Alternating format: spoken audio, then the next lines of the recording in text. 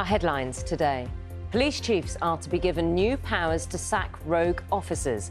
It follows the convictions of former Met constables Wayne Couzens and David Carrick. Hurricane Idalia leaves a trail of destruction across Florida. Good morning. With the government expected to bring a ban on installing new oil boilers in off-grid homes in just 3 years' time, we've been speaking to people in rural areas who'll be affected. In sport, it is a nightmare in the Netherlands for Rangers. They miss out on qualifying for the Champions League. A big defeat by PSV Eindhoven has them heading for the Europa League instead.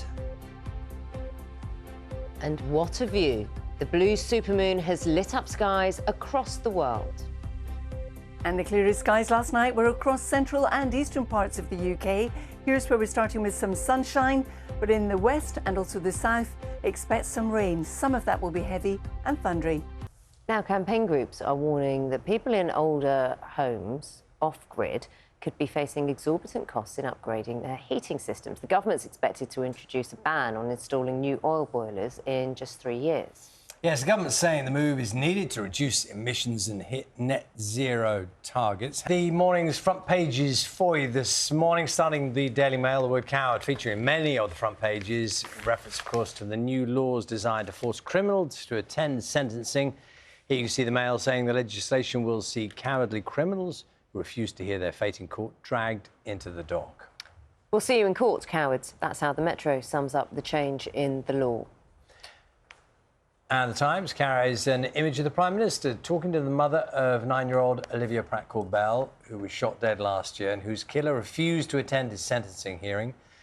The paper also reports on new rules for police officers, which mean those found guilty of gross misconduct will be automatically sacked. And then finally, a look at this image, highly commended. Natural History Museum's Wildlife Photographer of the Year competition. The standard is normally very, very high. You need to take a very close look at this because, at first glance, it looks like a deer, a deer in a forest. And then there's someone lounging on the deer's back, and that's a macaque enjoying a ride through the forest. Apparently, very rare sight on Yakushima Island in Japan. That is quite hard to make out, isn't it? Beautiful, though. But I suppose that's the point. There's a little bit of work involved in seeing how glorious the image is. Why not? It's unusual to see a monkey on a deer's back. You usually expect to see, like, little birds. Beautiful, anyway. Yes, absolutely. I'm not an expert on monkeys on deer's backs. It's just my area of expertise. But there you go. Making this morning's front pages and reacting to the government's intention to introduce new powers forcing convicted criminals to attend their sentencing, the Metro has the headline, "We'll see you in court, cowards." The Mail has that same story. Their headline, "At last, killers will have to face justice." That's also the lead item for the Daily Express. And the Daily Mirror too makes it the top story. The Guardian, meanwhile, has news that witnesses will be forced to give evidence to the inquiry into the handling of the Lucy Letby killings by health officials.